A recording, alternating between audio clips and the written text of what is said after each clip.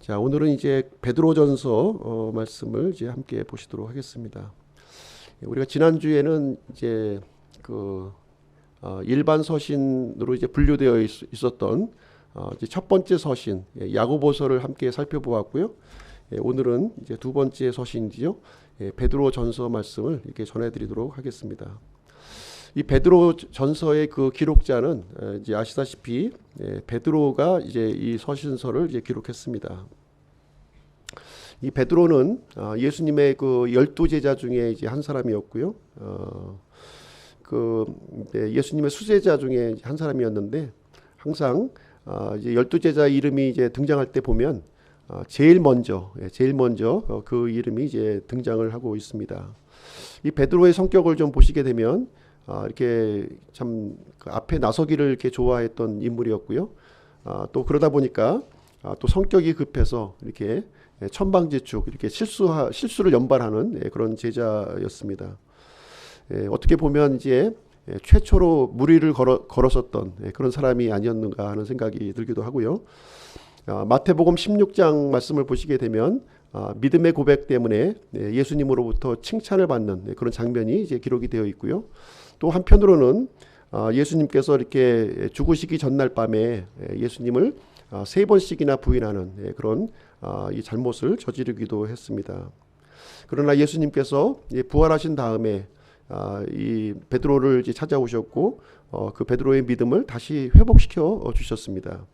그래서 이 베드로의 활약을 보시게 되면 오순절 이후에 참으로 두드러지게 그런 모습을 우리는 이제 볼 수가 있는데요. 베드로의 설교를 통해서 3천 명이 구원받는 놀라운 일이 이제 일어나게 되었습니다. 그래서 이 베드로는 이 초대교회, 이제 예루살렘 교회의 아주 그 중요한 지도자로 이렇게 세워지는 모습을 우리는 이제 볼 수가 있습니다. 베드로는 이제 총 2편의 성경을 기록했죠. 베드로 전서와 베드로 후서를 이제 기록을 했는데 혹자는요. 마가복음도 이제 베드로의 저작으로 이렇게 보는 시각도 있어요. 마가복음. 이 마가는 이 베드로가 이렇게 그 친아들과 같이 이런 친아들과 같이 이렇게 여겼었던 그런 제자였는데요. 이 베드로는 이제 갈릴리 출신이다 보니까 헬라어에는 이렇게 좀 이렇게 서투를 수밖에 없었습니다. 그래서 직접 이 편지를 쓸 수는 없었고요. 이 베드로의 말을 이렇게 또 이렇게 요약해서 예수님의 생애를 마가가 정리해서 기록하지 않았나 하는 생각이 들고요. 그래서 실질적인 저자가 이제 베드로일 것이다 이렇게 보는 시각이 있는 것이죠. 그리고 오늘 살펴보게 될 이 베드로 전서와 베드로 후서도 이제 베드로가 직접 기록한 글은 아니었고요. 실루아노라고 하는 그런 제자가 그 베드로 전서를 기록을 했습니다. 그 내용을 한번 보시겠습니다. 베드로 전서 5장 12절 말씀을 한번 가서 보시겠습니다. 베드로 전서 5장 12절 조금 뒤로 넘기시면요.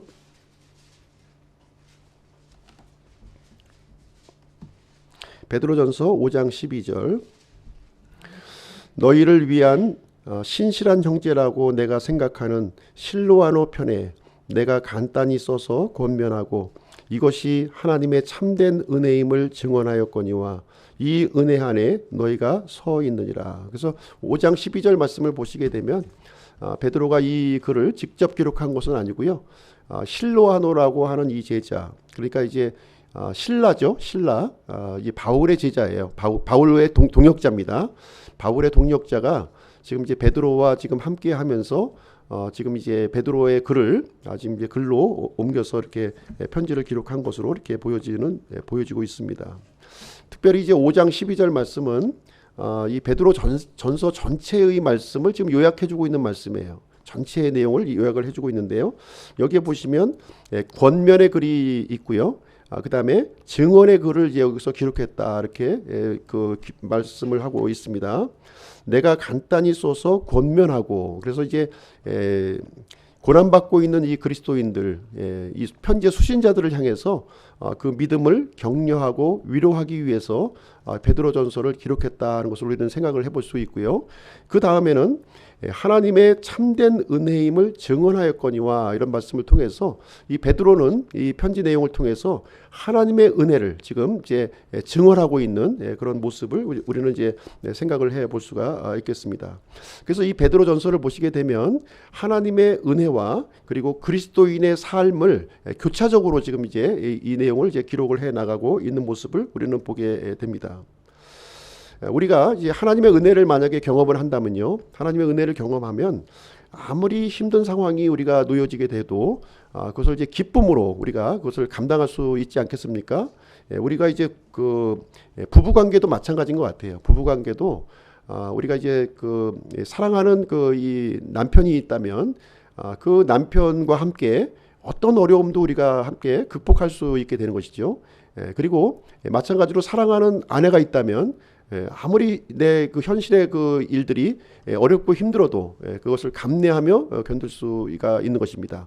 그래서 우리가 하나님의 사랑이 이렇게 참으로 이게 귀하고 값진 것이라고 우리 그것을 느끼게 된다면 우리의 믿음의 이 삶이 아무리 힘들고 어렵더라도 그것을 이제 극복해 나갈 수 있는 그 힘이 되어진다 이렇게 생각을 할 수가 있습니다. 그러나 이 하나님의 은혜라든가 이런 사랑이 우리가 없이 뭔가 하고자 할 때에는 우리는 이제 그것이 의무감이 될 수밖에 없는 것이고요. 억지로 이렇게 할 수밖에 없는 모습을 우리는 보여주게 됩니다. 그래서 베드로전서를 보시게 되면 어느 성경보다도 하나님의 이 은혜, 놀라운 은혜가 이 성경 안에 담겨져 있다는 것을 우리는 이제 볼 수가 있습니다. 그래서 이 베드로는 하늘 이 고난을 통과하고 있는 이 그리스도인들을 향해서요. 지금 이제 그 하나님의 은혜를 기억하면서 이 어려움을 이렇게 좀 이렇게 그 감당하고 이겨나갈 것을 지금 이제 권면하는 위로하는 그런 서신서가 베드로전서다 이렇게 말씀을 드릴 수가 있겠습니다. 그럼 편지의 수신자를 한번 보실 텐데요. 편지의 수신자는 1절 말씀에 이제 기록이 되어 있습니다. 베드로전서 1장 1절을 보시게 되면 편지의 수신자가 이제 기록이 되어 있는데 예수 그리스도의 사도 베드로는 본도와 갈라디아와 갑바도기아와 아시아와 비두니아에 두루 흩어진 나그네들이다 이렇게 여기에 기록을 해주고 있습니다. 여러 지명들이 여기 지금 언급돼 있죠. 이 지명은 이제 어디에 있는 곳이냐면 지금 이제 지금의 터키에 있는 지역이에요. 터키 지역에 이 지명을 지금 이제 언급을 해주고 있는데 사실 이제 터키 쪽을 이제 소아시아라고 부르죠. 당시 이제 소아시아 지역인데 사도 바울이 이제 주로 사역했던 중심지예요. 그런데 지금 여기 나오는 이 지명은 어디냐면 사도 바울이 이렇게 그 사역했던 그 중심지보다는 조금 북편 쪽에 있는 지역이 되겠습니다. 북쪽. 그러니까 터키 그 북쪽 지역을 지금 이제 아마 이제 이 베드로가 이 바울과 이렇게 좀 겹치지 않으려고 하는 그런 의도적인 내용이 여기에 담겨져 있지 않나 하는 생각이 들어지게 되고요. 흩어져 있는 이 나그네를 통해서 우리 지난 시간에 이렇게 말씀드렸죠. 흩어진이라고 하는 뜻은 헬라어로 디아스포라라고 이제 말씀을 드렸습니다. 그래서 흩어진 디아스포라 나그네들에게 그 불특정의 사람들을 대상으로 이 서신서를 이제 기록하게 되었는데요. 그래서 이 나그네들이라고 하는 표현을 통해서 우리는 이제 구원받은 유대인들이라고 우리가 볼 수도 있고요. 또 그리고 이제 그 편지의 내용을 보시게 되면 이방인들도 또 언급이 돼 있는 거예요. 이방인들. 그렇기 때문에 편지의 수신자는 구원받은 유대인들 그리고 구원받은 이방인들을 이제 위해서 기록을 했다는 것이죠. 근데 이 사람들이 한 곳에 이렇게 정착되어 있는 것이 아니라 지금 이제 널리 흩어져 있는 이런 상태에 좀 있는 모습이 되겠습니다.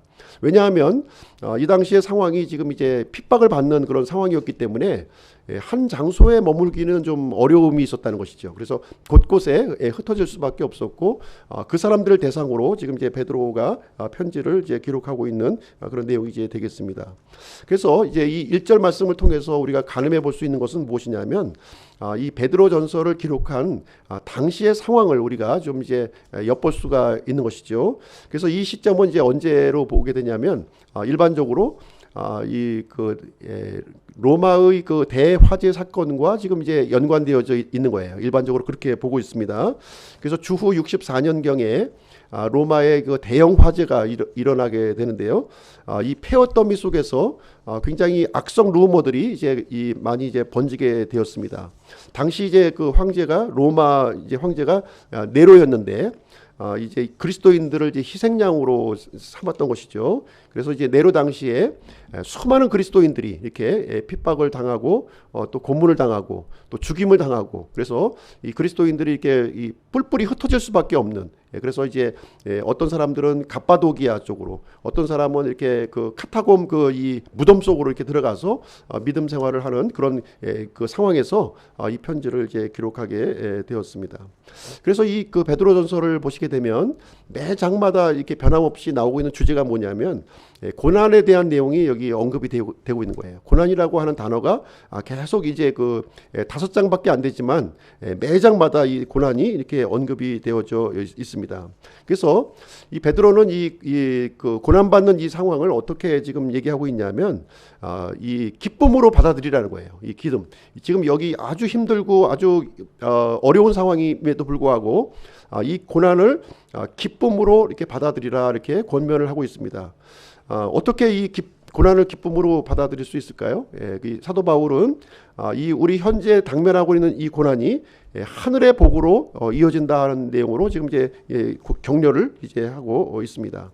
마치 우리가 이 땅에서 받는 이 고난은 이 훈장과 같다는 거예요. 훈장과 같기 때문에 그것이 이제 나중에는 큰 우리에게 영광이 된다는 것을 우리에게 이제 가르쳐 주고 있는 것이죠.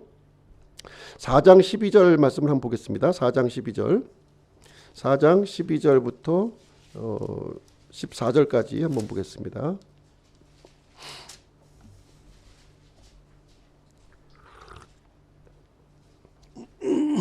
4장 12절부터 14절.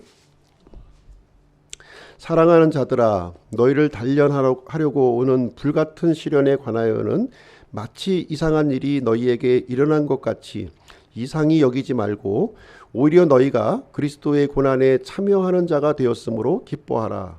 이것은 그분의 영광이 드러날 때에 너희가 넘치는 기쁨으로 또한 즐거워하게 하려 함이니라. 너희가 그리스도의 이름으로 인해 비방을 받으면 행복한 자로다. 영광의 영 곧 하나님의 영께서 너희 위에 머물러 계시느니라. 그분께서 그들 편에서는 비방을 받으시나 너희 편에서는 영광을 받으시니라. 여기 보시게 되면 이제 우리가 이제 살아가면서 이제 그 어떤 형태로든 고난을 받게 된다는 것을 우리는 이제 생각을 해볼 수가 있는데요. 이 베드로전서에서 지금 이제 고난에 대해서 언급하면서 세 가지 고난을 지금 얘기해주고 있어요. 세 가지 고난. 첫 번째 고난은 이제 무엇이냐면 다른 사람의 잘못 때문에 내가 고난을 받는 거예요. 예를 들면 이제 음주운전 차량에 나는 아무 잘못도 없는데 음주운전 차량에 의해서 이렇게 이 사고를 당해서 내가 이제 고난을 이제 겪게 되는 경우가 있는 것이죠. 그런 경우에 고난을 이제 얘기를 해주고 있는 거예요. 두 번째 고난은 어떤 고난이냐면 내가 잘못해서 고난을 받는 거예요. 내가 잘못해서 고난을 받는 케이스가 되겠습니다. 이런 경우는 이제 칭찬을 받을 수가 이제 없는 것이죠. 세 번째 고난을 이제 베드로전서는 언급을 해주고 있는데 그 고난은 무엇이냐면 예수 그리스도 때문에 우리가 받는 고난을 여기서 언급을 해주고 있습니다. 이제 그 내용이 베드로전서 2장 19절 보시면 이제 그 내용이 나와 있어요. 2장 19절을 한번 보시겠습니다. 베드로전서 2장 19절 20절 말씀을 한번 보시겠습니다. 사람이 부당한 일을 당하고도 이 부당한 일이라고 하는 것은 이제 타인의 잘못으로 내가 이제 고난을 받는 케이스를 얘기하고 있는 거예요. 부당한 일을 당하고도 하나님을 의식함으로 고통을 견디면 이것은 감사할 일이다. 이렇게 얘기하고 있습니다. 20절 너희가 너희 잘못으로 인하여 매를 맞고 참으면 이것은 이제 내가 잘못해서 받는 그런 고난이 이제 되겠습니다. 그것이 무슨 영광이냐? 영광이 아니라는 것이죠. 그러나 너희가 잘 행하고도 그것으로 인해 고난을 당하고 끈기 있게 그것을 견디면 이것은 하나님께 받으실 만한 것이니라. 그래서 세 종류의 고난을 여기서 언급해주고 있으면서 지금 이 베드로전서에서 말하는 이 고난은 세 번째 경우의 고난을 이제 얘기하고 있는 거예요. 우리의 믿음 때문에 받는 고난, 예수 그리스도 때문에 받는 고난, 이 고난을 이제 베드로는 여기서 언급을 해주고 있습니다. 그래서 오늘 아침 시간에는 이 베드로전서에 나타나 있는 그리스도에 대해서 말씀을 전해드리도록 하겠습니다. 첫 번째 나타난 그리스도의 모습은 어떤 모습이냐면 2절 말씀에 언급이 되어 있습니다. 1장 2절 말씀에 보시게 되면 우리의 구원은 삼위일체 하나님의 구속 사역이다 이렇게 얘기해주고 있는 것이죠. 우리가 받은 이 구원이 이 삼위일체 하나님의 구속 사역에 의해서 이루어졌다 이렇게 말씀을 해주고 있습니다. 2절 말씀 읽어드릴게요. 곧 하나님 아버지의 미리 하심에 따라 성령의 거룩히 구별하심을 통해 순종함과 예수 그리스도의 핏뿌림에 이르도록 선택받은 자들에게 편지하노니 은혜와 평강이 너희에게 더욱 많이 있기를 원하노라. 여기 보시면 편지의 수신자를 어떻게 언급하고 있냐면 선택받은 자라고 이렇게 언급을 해주면서 지금 이제 설명을 해주고 있는데요. 이 선택받은 자들은 어떻게 선택을 받았느냐? 하나님의 미리 하심과 그리고 성령님의 거룩히 구별하심과 예수 그리스도의 피 뿌리심을 통해서 선택하심을 받았다 이렇게 여기를 얘기해주고 있는 거예요. 그래서 우리의 구원받은 사실, 이 선택받은 사실은 삼위일체 하나님께서 함께 이렇게 이루신 공로이다 이렇게 얘기를 해주고 있습니다. 첫 번째 이제 하나님 아버지의 사역에 대해서 한번 말씀을 드리도록 할게요. 하나님의 아버지의 사역, 우리의 구원은 아버지 하나님의 미리 하심에 지금 근거를 두고 있다 이렇게 우리에게 얘기를 해주고 있는 것이죠. 아버지 하나님은 어떤 분이십니까? 아버지 하나님은 미래와 현재와 과거의 모든 일을 아시는 하나님이십니다. 모든 것을 아시는 하나님이시는 것이죠. 그래서 하나님께서는 이렇게 임시방편으로 이렇게 하는 것이 아니라 완벽한 계획을 가지고 이제 움직이시는 분이라는 것을 우리는 생각을 해볼 수가 있습니다. 특별히 이제 사무엘상 2장 3절 말씀에 보시면 이제 한나의 기도가 나와요. 한나의 기도가 나오는데 한나가 이제 하나님을 어떻게 지금 이제 기도하고 있냐면 지식의 하나님이시다 이렇게 이제 하면서 기도를 하시는 거예요. 지식의 하나님. 그래서 하나님은 어떤 하나님이시냐? 사람들의 행위를 달아보시는 하나님이라는 거예요. 완벽한 지식을 갖고 계시기 때문에 사람의 행동을 달아보시는 분이시다 이렇게 얘기를 해주고 있습니다. 그래서 이 아버지 하나님은 미리 하시기 때문에 영원한 생명을 이렇게 받을 만한 사람들에게 영원한 생명을 주신다 하는 것을 우리에게 얘기를 해주고 있어요. 그래서 하나님께서는 한치의 오차도 없으신 거예요. 한치의 오차도 없이 이제 그 일을 이제 진행하시는 것이죠. 그래서 자신을 낮추고 겸손한 마음을 이제 품고 회개하는 사람들에게는 영원한 생명을 하나님께서 허락해 주신다는 거예요. 이것은 아버지 하나님의 미리 하심의 근거에서 이 일이 진행이 되고 있는 것입니다. 그래서 하나님께서는 은혜 받을 자에게 은혜를 주시고 그리고 끝까지 거부하는 자에게는 멸망을 주신다는 거예요. 그 사실을 하나님은 정확하게 그것을 이제 과거와 현재와 미래를 다 아시는 분이시라는 것이죠. 그래서 겸손한 마음으로 하나님께 나오는 사람은 누구도 외면하지 않고 그 영혼을 이제 거둬주신다는 거예요. 그렇지만 딱딱한 마음을 품고 이렇게 고집이 센 사람들은 하나님께서는 절대로 용서를 하지 않는 하나님이시다 하는 것을 얘기를 해주고 있습니다. 그래서 우리의 구원은 아버지 하나님의 미리 하심의 근거에서 우리가 이제 구원을 받았다 하는 것을 여기서 이제 알려주고 있는 것이고요. 두 번째는 아들 하나님의 사역이 있다는 거예요. 아들 하나님의 사역이 있는데 그것은 무엇이냐면은 예수 그리스도의 피 뿌리심의 근거를 하고 있다 이렇게 얘기하고 있습니다. 아무리 아버지 하나님이 이렇게 완벽한 계획을 세우셨다 할지라도 실질적으로 이 아들 하나님의 피 뿌리심이 없다면 우리의 구원이 이루어질 수가 없는 것이죠. 그래서 아들 하나님의 피 뿌리심이 우리의 구원의 근거가 된다는 것을 여기서 우리에게 말을 해주고 있습니다. 우리가 이제 구약 성경을 보시게 되면 출애굽을 할 때 이스라엘 백성들이 출애굽을 할 때 그때 이제 어린 양이 이제 죽임을 당했죠. 어린 양이 죽임을 당했고 그다음에 그 양의 피가 이제 문의 설주와 임방에 이렇게 뿌려졌다고 하는 사실을 우리는 이제 기억해 볼 수가 있습니다. 그래서 아들 하나님이신 예수 그리스도께서 십자가에서 죽으셨을 뿐만 아니라 그 피를 이제 뿌려주셨다는 거예요. 그 피를 뿌려주셨다 이렇게 얘기를 해주고 있습니다. 그래서 십자가에서 죽으신 예수님이 이제 바로 우리의 유월절 어린 양이 되신다 이렇게 말씀을 해주고 있습니다. 그래서 예수님은 단 한 번 자신의 몸을 들이심으로 말미암아 모든 죄를 제거한 거예요. 그때 유월절 그때에는 수많은 어린 양이 이제 죽임을 당했죠. 그러나 예수님은 하나님의 어린 양이 되어 주셔서 단 한 번 자신의 몸을 들이심으로 말미암아 영원히 우리의 죄를 제거해 주셨다 이렇게 말씀을 해주고 있습니다. 왜냐하면은 이 예수님의 피는 하나님의 피였다는 거예요. 하나님의 피. 하나님의 피였기 때문에 그것이 가능하다는 것이죠. 그래서 과거, 현재, 미래의 모든 사람의 죄를 제거하고도 충분한 그 피값을 지불하셨다 이렇게 말씀을 해주고 있습니다. 그래서 1장 18절 말씀을 한번 보실게요. 1장 18절. 베드로전서 1장 18절. 1장 18절 19절에 보시게 되면 예수님의 피에 대해서 이렇게 언급을 해주고 있습니다. 너희가 알거니와 너희 조상들로부터 전통으로 물려받은 너희의 헛된 행실에서 너희가 구속을 받은 것은 은이나 금같이 썩을 것들로 된 것이 아니요 오직 흠도 없고 점도 없는 어린 양의 피 같은 그리스도의 보배로운 피로 된 것이니라.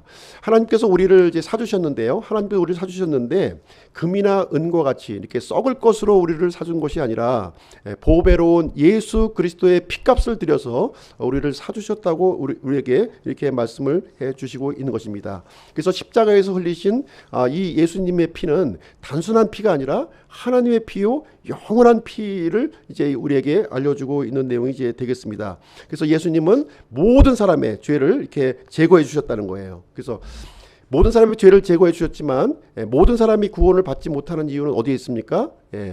그 이유는 예수 그리스도, 나를 위해서 죽으신 예수 그리스도를 거절하기 때문에 그 구원을 우리가 소유하지 못하는 것입니다. 누구든지 예수 그리스도께서 나를 위해서 죽으시고 다시 부활했다고 사실만 믿기만 하면 구원을 받지만, 그러나 그 예수님을 우리가 받아들이지 않고 거절하면 그 죄 용서를 우리가 받을 수 없음을 이제 말해주고 있는 것이죠. 세 번째 우리 구원의 그 사역은 성령님의 사역이 있는 거예요. 성령님의 사역. 성령님의 사역을 보시게 되면 이 성령님의 내주하심에 있다는 거예요. 내주하심. 그러니까 우리가 하나님께서 미리 하셨고요. 아버지 하나님이, 그리고 아들 하나님이 그 십자가에서 이렇게 피 뿌리심을 이제 당하셨지만 실질적으로 우리가 이제 그 구원을 우리가 이제 소유하기 위해서는 성령님의 내주하심이 있어야 된다는 거예요. 성령님의 내주하심이 있어야지 가능하다고 하는 사실입니다. 성막에 대해서 잠깐 말씀드리도록 하겠습니다. 성막을 보시게 되면 성소와 지성소로 이렇게 나눠져 있어요. 그리고 그 가운데는 이제 휘장으로 이렇게 막혀져 있는데, 지성소 안에를 보시게 되면 지성소 안에는 언약궤가 있다는 거예요. 언약궤가 놓여져 있고, 언약궤 위를 이제 우리가 긍휼의 자리라고 이렇게 불려지고 있습니다. 그래서 구약 시대에는 이 대제사장이 1년에 한 차례 이 지성소 안에 들어가서 이 긍휼의 자리에 황소와 염소의 피를 이렇게 뿌렸던 거예요. 그래서 그 속죄의 피가 이제 뿌려짐으로 말미암아 어떤 일이 이제 발생하게 되었냐면은 그 긍휼의 자리에 하나님의 영이 거기에 임하셨다는 거예요. 셰카이나 영광, 하나님의 이 영광이 그 하나님의 임재가 이루어지게 되었다 이렇게 얘기를 해주고 있습니다. 마찬가지로 예수 그리스도의 피가 우리의 이제 양심에 뿌려지게 되면, 우리 사람의 양심에 이렇게 뿌려지게 될 때에 하나님의 영이 이제 임할 수가 있다는 것이죠. 속죄의 피가 이제 뿌려짐으로 인해서 더 이상 하나님과 우리 사이에 이렇게 막혔던 이 죄의 장애물이 이제 제거가 되었고요.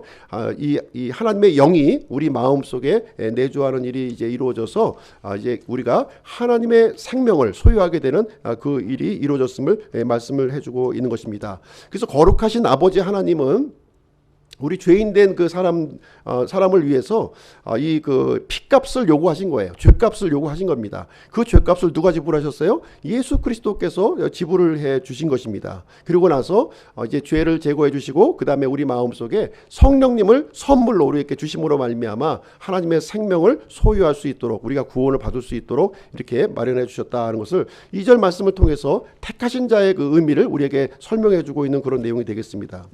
두 번째로 예수 예수 그리스도에 대해서 좀 말씀드리겠습니다. 두 번째는 3절 4절에 이제 언급되어 있는데요.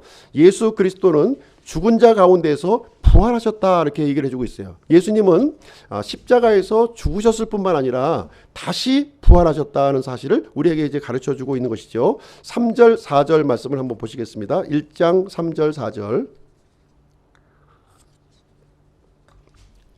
하나님 곧 우리 주 예수 그리스도의 아버지를 찬송하리로다. 그분께서 자신의 풍성하신 긍휼에 따라 죽은 자들로부터 예수 그리스도를 부활하게 하심으로 우리를 다시 낳으사 산 소망에 이르게 하셨으며 썩지 않고 더럽지 않으며 사라지지 아니하고 너희를 위해 하늘에 마련된 상속 유업을 받게 하셨으니, 여기 보시면 아버지 하나님의 이 풍성하신 긍휼이 우리에게 부어졌다 이렇게 우리에게 얘기를 해주고 있습니다. 여기서 긍휼이라고 하는 단어를 우리가 보시게 되면 이 긍휼이라고 하는 단어는 우리는 마땅히 받아야 될 심판이 있다는 거예요. 이 죄인은 마땅히 심판을 받아야 되는데 그럼에도 불구하고 그 받아야 될 심판을 면해주게 하시는 거예요. 그것이 하나님의 긍휼이 되겠습니까? 우리를 왜 면해 주십니까?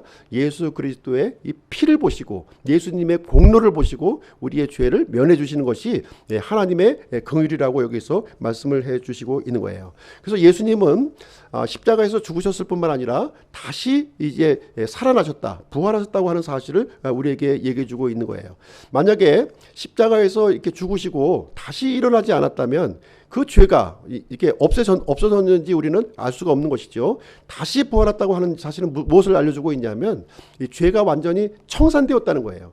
청산되었기 때문에 예수님은 다시 부활하셨다고 하는 사실을 우리가 알 수가 있습니다. 그래서 예수님의 부활을 통해서 우리가 이제 발견할 수 있는 것은 무엇이냐? 예수님은 죄를 이기셨고 그 다음에 죽음을 이기셨고 마귀 사탄을 이기신 분이시다 하는 사실을 여기서 발견을 할 수가 있는 것입니다. 그래서 예수님은 죽음 가운데서 부활하심으로 말미암아 이 부활의 첫 열매가 되어주셨음을 우리에게 알려주시고 있는 거예요. 첫 열매가 되어주셨다고 하는 것은 무슨 얘기냐면 수많은 열매가 지금 뒤따라온다고 하는 사실을 우리에게 알려주고 있는 그런 내용이 이제 되겠습니다. 그래서 예수님과 이렇게 예수님을 이렇게 믿은 우리 구원받은 사람들이 이제 예수님과 함께 이제 부활에 참여할 것을 지금 우리에게 알려주고 있는 그런 내용이 이제 되겠습니다. 그래서 예수님은 십자가에서 죽으시는 것으로 이렇게 끝난 것이 아니고요. 우리 죄를 제거해 주시는 것으로 끝난 것이 아니라 죽은 자 가운데서 다시 부활하심으로 말미암아 하나님에게 속한 것들, 하나님의 속한 것들을 우리에게 나눠 주실 수 있게 되었다는 것을 여기서 이제 말씀해 주고 있는 거예요. 그래서 하나님께 속한 것 특별히 세 가지를 우리에게 알려주시는 거예요. 세 가지 복을 하나님께서 우리에게 이제 나눠주시게 되는데요. 첫 번째 복은 무엇이냐 하면은 다시 출생하는 복이에요. 다시 출생하는 복. 3절 끝부분에 보시면 우리를 다시 낳으사 이렇게 기록되어 있잖아요. 우리를 다시 출생하게 되는 그런 복을 1차적으로 주시게 되었습니다. 그 다음에 이어서 우리에게 산 소망을 주셨다는 거예요. 산 소망을 주셨다. 우리가 지금 이 땅에 살아가면서 진정한 소망이 없는 것이죠. 진정한 소망이 없어요. 성경에도 보시게 되면 보이는 것은 소망이 아니라고 말씀해 주고 있습니다. 보이지 않는 것이 진정한 소망인 거예요. 왜 그러냐면 보이는 것은 영원하지 않고 일시적인 것이기 때문에 그렇습니다. 보이지 않는 것은 영원한 소망이라는 거예요. 그래서 예수님은 부활하심으로 말미암아 우리에게 하나님의 생명을 주어서 새로 이렇게 태어나게 하셨을 뿐만 아니라 살아있는 소망을 우리에게 주셨다고 우리에게 언급을 해주고 있는 내용이 되겠습니다. 뿐만 아니라 세 번째로 이제 예수님의 부활을 통해서 우리가 얻을 수 있는 것은 무엇이냐면은 하늘에 속한 이 상속 유업을 받는 그런 복을 우리에게 주셨다 이렇게 여기에 기록하고 있습니다. 하늘의 복을 어떻게 언급하고 있냐면요. 4절 말씀에 보시게 되면 썩지 않고 더럽지 않으며 사라지지 아니하고 너희를 위해서 하늘에 마련된 그 복을 예수 그리스도의 부활을 통해서 우리에게 제공이 되었다 하는 사실을 여기를 얘기해 주고 있습니다. 그래서 예수님을 통해서 우리는 이제 어떤 복을 받았습니까? 이제 영원한 복을 받은 거예요. 영원한 복, 썩지 않을 복, 없어지지 않을 복을 우리가 누리게 되었다고 하는 사실을 여기에서 우리에게 알려주고 있습니다. 이 파스칼은 어떤 얘기를 했냐면 우리 마음속에, 사람의 마음속에 커다란 구멍이 있다 이렇게 얘기합니다. 이 구멍은 그 무엇으로도 메꿀 수 없는 그 구멍이 있다는 거예요. 그 구멍. 그래서 사람들은 이 구멍을 이제 메우기 위해서 돈을 벌기도 하고 또 권력을 또 취하기도 하고 그 다음에 명예를 또 얻으려고 가진 노력을 다 하지만 그런 것으로는 이 구멍을 메꿀 수 없고 헛수고에 불과하다 이렇게 얘기를 해주고 있습니다. 이 구멍을 메꿀 수 있는 분은 바로 부활하신 그리스도만이 우리를 메꿀 수 있음을 우리에게 말씀해주고 있습니다. 부활하신 예수님은 우리에게 영원한 것으로 하늘의 복으로 썩지 않는 영원한 것으로 우리를 이제 채워주시는 분이라고 하는 사실을 여기에서 언급을 해주고 있는 것이죠. 세 번째 예수 그리스도의 모습을 한번 보시도록 하겠습니다. 5절부터 7절까지 이제 말씀인데요. 5절 7절 예수 그리스도께서 이제 재림하실 때 칭찬과 영광과 존귀를 우리들에게 주시는 분이시다 이렇게 얘기를 해주고 있는 거예요. 5절 7절 제가 읽어드리겠습니다. 너희는 마지막 때에 드러내려고 예비된 구원에 이르도록 믿음을 통해 하나님의 권능으로 보호받고 있느니라. 비록 지금은 필요가 있어 너희가 여러 가지 시험으로 인해 잠시 근심하고 있지만 그 구원을 크게 기뻐하나니 이것은 너희 믿음의 단련이 불로 단련해도 없어지는 금을 단련하는 것보다 훨씬 더 귀하여 예수 그리스도께서 나타나실 때에 칭찬과 존귀와 영광으로 드러나게 하려 함이니라. 자, 여기 보시면은 이제 그 예수님을 어떤 모습으로 표현하고 있습니까? 다시 오시는 분으로 표현을 하고 있는 거예요. 영광 가운데 예수님을 이제 다시 오게 되는데, 다시 오는데 이제 그 예수님을 기다리면서 이제 우리에게 또 특별한 복을 우리에게 이제 말씀을 해주고 있는 것이죠. 그 특별한 복은 무엇이냐? 첫 번째 우리에게 주어지는 것은 뭐냐면 우리가 받은 이 구원을 하나님의 권능으로 보호해 주신다는 거예요. 우리가 받은 구원은요, 내 힘으로 열심히 노력해서 유지하는 것이 아닙니다. 우리가 받은 이 구원은 철저하게 삼위일체 하나님의 공로로 우리가 받은 거예요. 그렇죠? 이 받은 구원은 내가 열심히 노력해서 유지하는 것이 아니라 하나님의 권능으로 보호해 주신다는 거예요. 언제까지 보호해 주십니까? 예수 그리스도께서 다시 오실 때까지 우리의 구원을 이렇게 어떤 권능으로요? 하나님의 권능으로 우리를 보호해 주신다 이렇게 여기를 말씀해 주고 있는 것입니다. 그래서 이 믿음과 하나님의 권능은요, 대단히 밀접한 관계에 있다는 것을 우리가 생각을 해볼 필요가 있는 것입니다. 그래서 우리가 이 하나님의 권능을 우리가 받기 위해서는 믿음이 필요하다는 거예요. 믿음, 절대적으로 필요한 것이 바로 믿음이에요. 믿음과 이 하나님의 권능은 이렇게 비례하고 있다고 하는 사실을 우리는 이제 이해할 필요가 있는 것이죠. 우리가 살아가면서 여러 가지 문제가 많이 생겨요. 여러 가지 많이 문제가 생기는데 우리의 힘으로 풀 수가 없는 것이죠. 우리의 힘으로 풀 수가 없어요. 어떤 힘으로 풀 수 있습니까? 하나님의 권능으로 우리가 풀 수가 있는 거예요. 이 하나님의 권능으로 풀려면 어떻게 됩니까? 우리가 믿음을 소유하고 있으면 된다는 거예요. 우리가 성숙한 믿음을 갖게 되면 우리가 여러 가지 어려운 문제를 이제 우리가 당하게 되지만 그것을 극복할 수 있는 그런 힘이, 하나님의 권능이 우리에게 주어진다 하는 것을 우리가 얘기해 주고 있어요. 그래서 하나님께서는 우리 믿는 사람들 앞에 어려움을 제거해 주시는 분이 아니에요. 우리 앞에 비단길을 깔아주시는 분이 아니라는 거예요. 여전히 어려움과 힘든 일이 우리 앞에 놓여져 있습니다.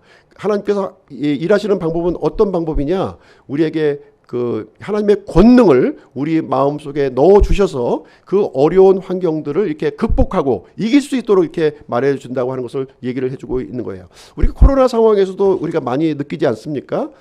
코로나가 없어지는 게 아니에요. 없어지는 것이 아니라 우리가 이 면역성을 갖게 되면, 또 백신이나 여러 가지를 통해서 우리가 면역성을 갖게 되면 우리는 코로나를 극복할 수 있는 문제와 같은 문제가 되겠습니다. 그래서 우리가 영적인 이런 그 생명을 우리가 풍요롭게 하기 위해서는 믿음이 절대적으로 필요하다는 거예요. 이 믿음은 하나님의 권능을 우리가 이제 가져올 수 있는 것이기 때문에 이 믿음의 성장에 따라서 우리는 능력 있는 승리하는 삶을 살 수 있음을 우리에게 말씀해주고 있습니다. 그래서 이제 이 베드로는요. 이 믿음을 강조하고 있는 거예요. 우리가 이 세상의 삶을 살아가면서 이제 이 여러 가지 어려움을 만나게 될 텐데 이 여러 가지 어려움을 우리가 이길 수 있는 방법이 있다. 이길 수 있는 방법은 뭐냐? 바로 믿음을 소유하는 길이다 하는 것을 여기서 얘기를 해주고 있습니다. 그래서 이제 이 구원받은 사람들에게 이제 하나님께서 허락하시는 것이 있는 거예요. 허락하시는 것. 그 허락하시는 것이 무엇이냐면은 바로 고난이라는 거예요. 고난을 우리에게 허락해 주신다 이렇게 얘기를 해주고 있는 것이 되겠습니다. 그래서 이제 6절 말씀을 보시게 되면 어떻게 표현이 되어 있냐면 비록 지금은 너희가 필요가 있다는 거예요. 어떤 필요가 있어요?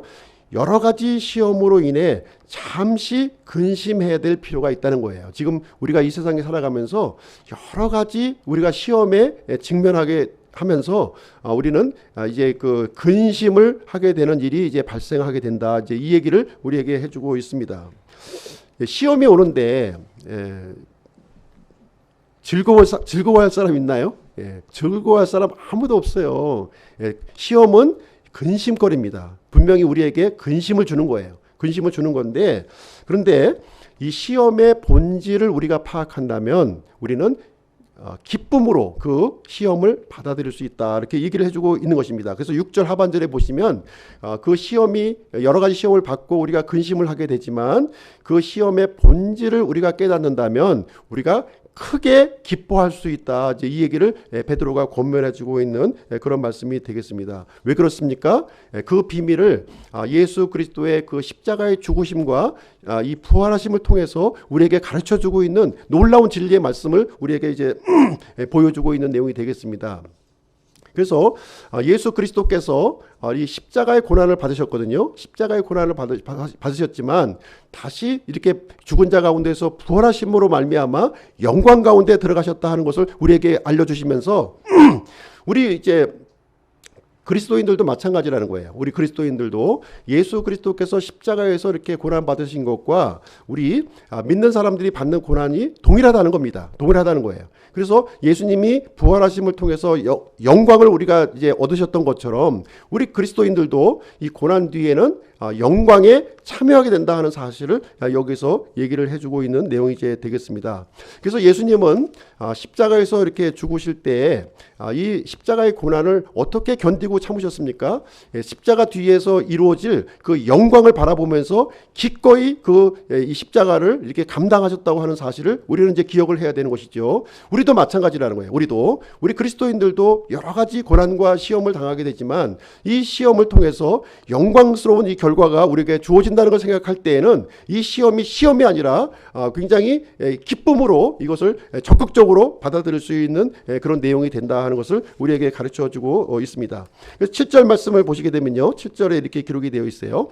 이 고난이 주는 이 유익에 대해서 우리에게 설명해주고 있는데요. 7절을 보시게 되면 이것은 너희 믿음의 단련이 불로 단련해도 없어지는 금을 단련하는 것보다 훨씬 더 귀하여 예수 그리스도께서 나타나실 때에 칭찬과 존귀와 영광으로 드러나게 하려 함이라. 그래서 여기 이제 믿음의 이 단련을 마치 이제 금을 재련하는 이 모습으로 우리에게 이제 설명을 이제 하고 있는 것이죠. 이 고난은 우리에게 닥친 이 고난 여러 가지 시험들은요, 우리 믿음을 단련시킨다는 거예요. 믿음을 단련시켜서 불순물과 찌꺼기를 이렇게 제거해 버리고 정금과 같은 믿음으로 이렇게 만들어 준다는 내용을 우리에게 이제 얘기를 해주고 있습니다. 그리고 이제 예수 그리스도께서 오실 때 우리는 이제 영광과 존귀와 칭찬을 우리가 받게 된다 하는 것을 얘기를 해주고 있습니다. 한번 우리 삶을 한번 좀 돌이켜 보겠습니다. 한번 이제 논리적으로 좀 이해는 갔지만 이 감정적으로는 아마 좀 받아들이기가 좀 어려운 부분이 있을 거예요. 한번 예를 들어서 좀 말씀을 드리겠습니다. 우리 한번 삶을 돌아보시게 되면 우리가 모든 것이 편안하고 모든 것이 걱정이 없고 모든 것이 내 힘으로 다 가능하다면 믿음이 필요합니까? 믿음이 필요하지 않습니까? 믿음이 필요하지 않아요. 모든 것이 다 풍족하고 모든 것이 만족스럽고 모든 것이 잘 풀려나가고 있는데 믿음이 작동할 필요가 없는 거예요. 믿음이 성장하지가 않는 겁니다. 그런데 어떨 때 믿음이 성장하게 되냐면 이렇게 그 어려운 환경이 이제 닥치고 내 힘으로 도저히 이길 수 없는 이런 그 상황이 이루어졌을 때 하나님을 붙들게 된다는 거예요. 하나님을 찾게 되는 거예요. 전심으로 하나님을 붙들 때 그 믿음이 작동하게 되고 믿음이 성장하게 된다. 이제 이 얘기를 해주고 있습니다. 그래서 우리에게 닥치는 여러 가지 어려운 문제가 일어났을 때에는 그것을 기쁨으로 받아들이라는 거예요. 이것을 통해서 나의 믿음이 성장되는 일이 발생하게 되고 믿음이 성장하는 것만큼 그 하나님의 그 영광에 우리가 동참하게 된다 하는 것을 우리에게 얘기를 해주고 있는 내용이 이제 되겠습니다. 그래서 우리가 고난을 두려워한다면 그리고 고난에 직면했을 때 뒤로 물러선다면 우리는 믿음을 잘할 수가 없는 거예요. 그러나 이 고난을 적극적으로 내가 이렇게 받아들인다면 나의 믿음의 성장에 귀한 도구로 사용되어 줄 수 있다는 것을 여기서 얘기해 주고 있습니다. 비록 힘들고는 어려워요. 어렵지만 그러나 이것을 믿음의 성장의 그런 과정과 도구로 삼는다면 나에게 큰 유익으로 나중에 되돌아온다 하는 것을 얘기를 해주고 있습니다.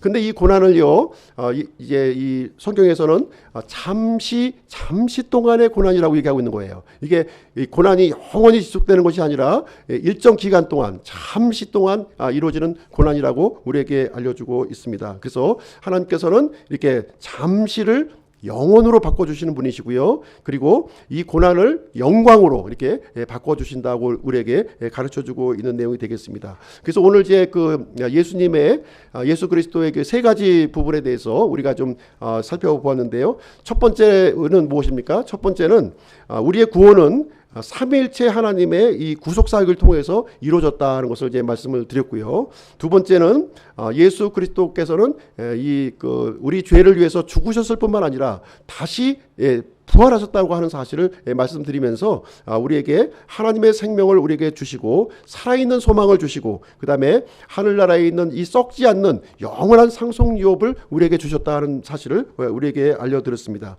그리고 뿐만 아니라 예수님은 다시 재림해서 오신다는 것이죠. 그래서 우리를 영광 가운데 부르기 위해서 우리를 비록 이 고난을 이렇게 잘 통과하게 되면 통과한 것만큼 우리가 믿음이 성장하게 되고 하나님의 영광스러운 이 영광과 칭찬 속에 우리를 이제 들여보낼 것을 우리에게 약속하고 있는 그런 내용이 이제 되겠습니다. 그럼 오늘 이제 말씀드린 내용을 통해서 우리가 적용할 교훈을 한번 좀 살펴보도록 하겠습니다. 적용할 교훈은 무엇이냐면 이제 베드로가 이제 강조하고 있는 내용은 이거예요. 우리가 어렵고 힘든 가운데 우리가 살아가고 있는데 우리 믿는 사람들의 정체성이 무엇이냐는 거예요. 정체성을 분명하게 좀 이제 붙들라 하는 것을 이제 우리에게 가르쳐주고 있는데 여기서 세 가지 정체성, 그리스도인의 세 가지 정체성에 대해서 좀 한번 말씀을 드리도록 하겠습니다. 베드로에서 나와 있는 첫 번째 그리스도인의 첫 번째 정체성은 무엇이냐? 첫 번째 정체성은 왕가의 제사장이라는 거예요. 우리 왕가의 제사장이다 하는 사실을 알려주고 있어요. 이 내용이 2장 9절 말씀에 기록이 되어 있습니다. 2장 9절 한번 보겠습니다.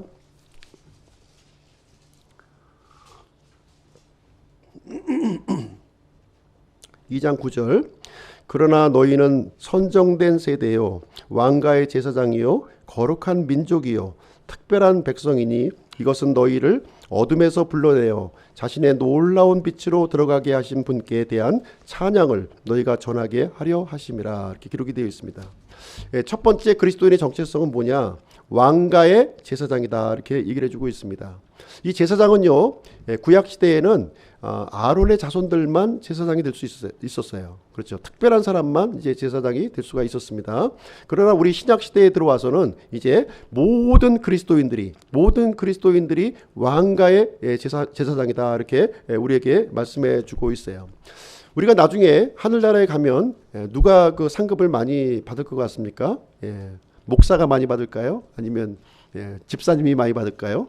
아니면 성도가 많이 받을까요? 여기서 말씀해 주시는 건 뭐냐면 모든 그리스도인들이 왕가의 제사장이기 때문에 제사장의 역할을 충실하게 수행한 사람, 충실하게 신실하게 수행한 사람이 많은 상급을 받는다 이렇게 얘기를 해주고 있어요. 그러면 제사장이 하는 일이 무엇인가 하는 것을 우리가 생각해 보면 우리가 이제 하늘나라에서 상급받을 내용들을 우리가 한번 가늠해 볼 수 있을 것 같습니다. 첫 번째 이 제사장이 하는 일은 무엇이냐? 이 제사장은요 성소에 들어가서 이렇게 이 분향을 이렇게 분향하는 일을 했던 거예요. 백성들을 대신해서 분향을 올렸던 겁니다. 그것은 오늘날의 어떤 내용이냐면 중보기도를 얘기하고 있는 거예요. 중보기도. 다른 사람들을 위해서 내가 하나님 앞에 이게 중보기도하는 이 사역을 하는 사람들이 이제 하나님 앞에 많은 상금을 이렇게 받는다 하는 것을 우리는 이제 생각을 해 볼 수가 있습니다. 그래서 우리가 중보기도를 많이 해야 되는 거예요. 물론 나를 위한 기도도 많이 해야 되겠지만 다른 사람들을 위한 기도도 많이 드려야 될 줄로 합니다. 왜 그렇습니까? 우리는 왕가의 제사장으로 부름을 받았기 때문에 그러합니다. 두 번째 제사장의 역할은 무엇이냐? 두 번째 제사장의 역할은 희생물을 드리는 일이었어요. 속죄 헌물을 드리는 일을 이렇게 진행을 했습니다. 구약 시대에는 이 짐승을 희생물로 이제 하나님 앞에 이제 드렸는데요. 이제 예수 그리스도께서 오셔서 완전한 희생물을 드렸기 때문에 더 이상 우리는 이제 짐승의 희생물을 드릴 필요가 없는 것이죠. 이제 우리 그리스도인들은 어떤 헌물을 드리게 되냐면 이제 살아있는 희생물을 우리가 드리게 되는 거예요. 살아있는 희생물. 로마서 12장 1절 제가 한번 읽어드리겠습니다. 로마서 12장 1절. 그러므로 형제들아 내가 하나님의 긍휼을 힘입어 너희에게 간청하노니 너희는 너희 몸을 거룩하고 하나님께서 받으실 만한 살아있는 희생물로 드리라. 그것이 너희의 합당한 섬김이니라. 이렇게 얘기하고 있습니다. 그래서 우리 왕가의 제사장으로 부르심을 받은 사람들은 어떤 헌물을 드리냐? 구약시대처럼 짐승 갖다 바칠 필요가 없어요. 이제는 우리 몸을 살아있는 희생물로 하나님 앞에 드리면 된다. 이제 이렇게 우리에게 가르쳐주고 있는 내용이 되겠습니다. 그럼 살아있는 희생물로 하나님 앞에 드리는 것이 무엇이 있겠습니까? 구체적으로 우리 몸을 가지고 드리는 거예요. 몸을 가지고 이렇게 예배를 드리고 또 기도를 하고 또 이렇게 하나님의 말씀을 전하고 또 하나님을 섬기고 하는 여러 가지 우리가 몸으로 할 수 있는 모든 일을 얘기하고 있는 내용이 이제 되겠습니다. 우리 몸이 실존적인 존재예요. 실존적인 존재. 우리가 하나님을 믿는데 관념적으로 믿는 것이 아니라는 거예요. 관념. 이 머리와 이 몸은 따로 분리되어 있는 것이 아니라는 거예요. 같이 연결되어 있습니다. 그래서 머리와 몸이 이제 붙어 있는 것처럼 우리가 몸을 통해서 우리가 하나님의 영광을 돌릴 수가 있고 하나님을 섬길 수 있다고 하는 사실을 여기서 얘기해 주고 있습니다. 특별히 이 베드로전서에서는 강조하고 있는 내용이 무엇이냐면은 이제 선한 양심을 강조하고 있는 거예요. 선한 양심. 선한 양심을 따라서 예수 그리스도께서 우리의 양심에 피를 뿌려주셨기 때문에 우리의 양심을 연하게 만들어 주셨거든요. 그 연한 양심을 따라서 우리의 삶을 살아갈 것을 우리에게 가르쳐주고 있습니다. 그리고 이제 제사장이 할 역할 세 번째는 무엇이냐면은 이제 하나님을 이렇게 찬양하는 일이에요. 하나님을 찬양. 그러니까 다시 말하자면 오늘날로 적용한다면 이것은 이제 예수 그리스도를 우리가 전파하는 일이라고 우리가 생각을 해 볼 수가 있겠습니다. 그래서 왕가의 제사장으로 부르심을 받은 사람들은 예수 그리스도를 전하는 사람이라는 거예요. 이스라엘 백성들이 실패한 것이 무엇입니까? 이스라엘 백성들이 실패한 것은 본인들만 선민이라고 생각을 한 거예요. 이방인들에게 이스라엘의 하나님을 이렇게 전하지도 않았고 이스라엘 하나님 앞으로 이렇게 인도하지도 않는 그런 일을 이제 했던 것이죠. 그러나 이 왕가의 제사장으로 부르심을 받은 자에게는 어떤 사명이 주어졌느냐? 이제 이 믿지 않는 사람들을 하나님 앞으로 인도하는 그 소중한 사명이 우리에게 주어졌다 이렇게 얘기를 해주고 있는 것입니다. 그래서 우리가 이제 오후 시간에 복음에 대해서 우리가 살펴보고 있죠. 이 복음을 통해서 우리가 구원받은 거예요. 그렇기 때문에 이 복음을 우리가 잘 알고 또 잘 이해하고 또 이해한 내용을 다른 사람에게 전해주기까지 해야 된다는 거예요. 그래서 그 사람들을 이제 하나님 앞으로 이렇게 인도하는 사역이 바로 왕가의 제사장의 그 세 번째 사역이다 이렇게 얘기를 해주고 있습니다. 세 가지 말씀드렸어요. 제사장의 사역은 이렇게 중보기도 하는 것, 그리고 또 내 몸을 살아있는 희생물로 드리는 것이고요. 그리고 예수 그리스도를 전파하는 그 일이 되겠습니다. 베드로전서 3장 15절 한번 보겠습니다. 베드로전서 3장 15절, 우리가 잘 알고 있는 말씀인데요. 베드로전서 3장 15절.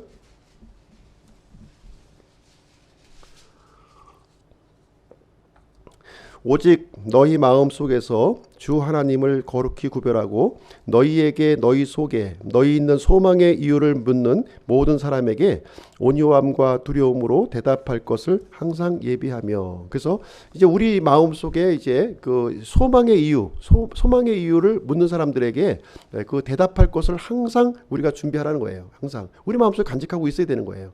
네가 믿는 예수 그리스도 어떤 분이시냐, 이것을 이제 툭 치면 나올 수 있도록 우리가 그것을 우리가 이제 알고 있어야 됨을 얘기해주고 있습니다. 두 번째 정체성에 대해서 말씀드리겠습니다. 두 번째 정체성은 2장 11절에 나와 있습니다. 2장 11절. 2장 11절. 극진히 사랑하는 자들아, 나그네와 순례자인 너희에게 내가 간청하노니 혼을 대적하여 싸우는 육체의 정욕들을 삼가라. 여기 보시면 그리스도인의 정체성을 어떻게 표현하고 있습니까? 우리가 어떤 사람이에요?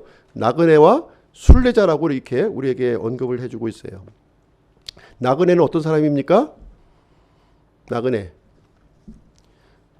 뭐 그 유행가 가사도 뭐 나그네가 있는데, 나그네는 정처 없이 지금 떠돌아다니는 사람이에요.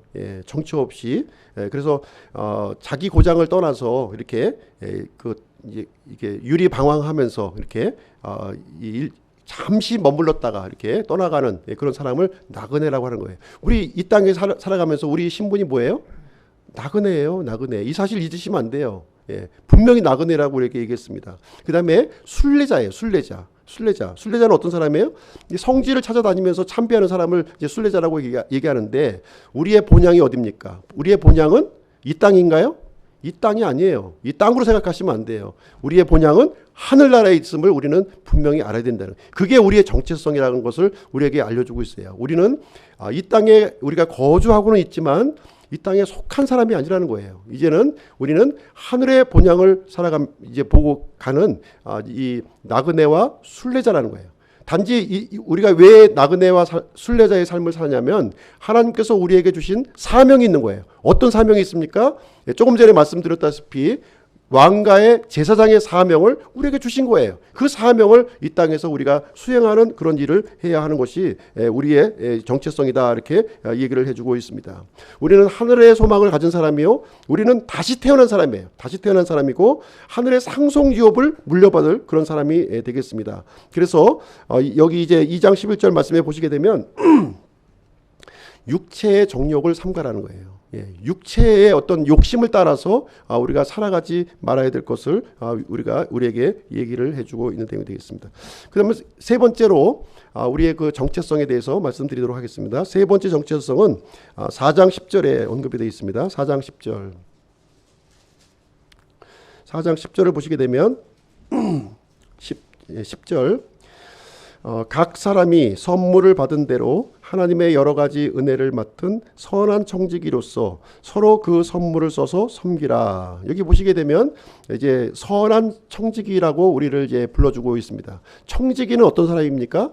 주인의 물건을 이제 맡아서 관리하는 사람이 이제 청지기예요. 근데 여기에서 보면은 선한 청지기라는 거예요. 신실하게 주인에게로부터 맡겨주신 그것들을 신실하게 이렇게 관리하는 그 사람이 바로 이제 그 선한 청지기라고 얘기해주고 있는 건데요.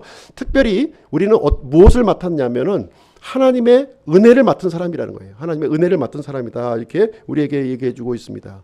우리에게 받은 여러 가지 하나님의 은혜 한번 생각해 볼 수 있겠습니까? 어떤 것을 은혜로 받으셨어요? 우리가 하나님의 은혜를 받은 것. 우선 우리가 이제 구원을 받았기 때문에 복음을 우리가 은혜로 선물을 받은 거예요. 우리의 공로가 아니라 전적으로 예수 그리스도의 공로를 통해서 우리가 구원을 받게 되었습니다. 그리고 예수님의 부활을 통해서 살아있는 소망을 우리가 또 받게 되었고요. 하늘의 상속 유업, 그 썩지 않는 유업을 우리가 은혜로 우리가 받았습니다. 그리고 이 땅에 우리가 삶을 살면서도 우리가 갖고 있는, 소유하고 있는 여러 가지 재물들, 그다음에 내가 갖고 있는 이 시간들, 그리고 내가 갖고 있는 또 재능들, 이런 것들, 그리고 우리에게 주어진 이 가족도 소중한 하나님의 은혜 아니겠습니까? 그리고 우리에게 속해 있는 우리 교회도 소중한 하나님의 은혜예요. 이런 은혜의 선물을 가지고 서로 섬기라는 거예요. 서로 섬기라. 우리에게 주신 무료로 주신 이것들을 가지고 하나님을 섬기는 선한 청지기의 삶을 살아야 될 것을 우리에게 얘기를 해주고 있어요. 그래서 이 받은 은혜를 우리가 그대로 우리 안에 있으면 안 되는 거예요. 이것을 가지고 활용을 우리가 해야 될 것을 우리에게 얘기를 해주고 있습니다. 마치 선물을 써서 이렇게 사용하는 것처럼, 선물을 사용하는 것처럼 우리가 섬길 것을 우리에게 얘기해주고 있습니다. 우리는 다양한 방법으로 섬길 수 있어요. 그렇죠? 우리가 몸으로 섬길 수도 있는 일도 있고요. 그 다음에 우리 글을 써서 섬길 수도 있고, 그 다음에 그림을 그려서 할 수도 있고, 요리를 또 잘해서 할 수도 있는 것이고, 노래를 잘 불러서 할 수도 있고, 또 악기를 통해서 할 수 있고, 여러 가지 우리에게 갖고 있는 것을 가지고 가지지 않은 것 가지고는 하나님께서는 요구하지 않으십니다. 우리에게 주어진 것을 가지고 주어진 형편과 처지에 따라서 이렇게 이 하나님께 것을 잘 관리하는 선한 청지기가 될 것을 우리에게 얘기를 해주고 있고요. 그리고 우리가 섬김의 삶을 살 때 진짜 기쁨을 우리가 누릴 수가 있는 거예요. 그렇지 않습니까? 이기적이고 자기중심적일 때에는 우리가 기쁨을 누릴 수가 없습니다. 그러나 우리가 가진 것을 이렇게 나누어주고 이렇게 섬길 때 우리는 기쁨을 얻을 수 있는 것을 우리는 이제 발견하게 되는 것입니다. 그럴 때 하나님께서는 우리에게 거기에 합당한 영광을 우리에게 주신다고 약속을 해주고 있습니다. 자, 결론을 내리도록 하겠습니다. 결론 부분은 우리가 살아가고 있는 현재의 삶은 이 고난 중에 우리가 살아가고 있지요. 그래서 힘들고 어렵지만 그럼에도 불구하고 하나님께서 나에게 베풀어 주신 그 은혜를 이렇게 생각하면서 합당한 삶을 살라는 것이 이제 결론의 말씀이 되겠습니다. 그래서 우리가 믿음 때문에, 예수 그리스도를 믿는 믿음 때문에 받는 고난을 두려워할 필요는 없어요. 우리가 잘못해서 고난받는 것은 당연히 받아야 되는 것이고요. 다른 사람의 어떤 부당한 것 때문에 또 우리가 고난을 받을 수도 있는 건데, 그것은 하나님을 보면서 우리가 참으라고 얘기를 하고 있고, 그리고 예수 그리스도를 통해서 받는 이 고난은 적극적으로 받으라는 거예요. 적극적으로 땡겨서 오히려 그냥 나서서 그 고난을 감수하라 얘기를 해주고 있습니다. 왜 그렇습니까? 그것을 통해서 믿음이 성장하게 되고, 그 믿음에 성장한 것만큼 하늘의 놀라운 영광이 우리를 위해서 기다리고 있기 때문에 그것을 적극적으로 이 대처해 나갈 것을 얘기를 해주고 있습니다. 이 초대교회 성도들, 특별히 이제 베드로의 그 편지 수신자들은 진짜 처참한 환경에 있었던 거예요. 예수 그리스도를 믿는다는 것 그 자체만 가지고서도 이렇게 죽임을 당했고 고문을 당했고, 이렇게 그 인간 이하의 대우를 받았고, 그래서 이 폭력을 피해서 어딘가 뿔뿔이 흩어져서 참 숨어서 이렇게 예수님을 믿을 수밖에 없는 그런 상황이었어요. 그럼에도 불구하고 이 베드로는 하나님의 은혜를 기억하면서 이 믿음을 이렇게 단련하고 영광스러운 이 그리스도의 영광을 함께 참여하자, 이렇게 격려를 하고 있는 내용이 되겠습니다. 고난 뒤에 큰 영광이 기다리고 있다는 것을 얘기를 해주고 있는 것이죠. 그래서 예수 그리스도의 그 영광스러운 재림, 우리가 받는 고난이 잠깐이라고 그랬어요. 잠깐입니다. 지나고 보면은 언제 흘렀나 싶게 또 지나가는 것이 우리의 그 지난 삶 아니겠습니까? 잠깐 지나가는 것인데, 이제 영광스러운 이 재림을 기쁨으로 준비하는 우리 기쁨 침례교회 성도님들이 되시기를 주님의 이름으로 축복드립니다. 기도하고 마치도록 하겠습니다.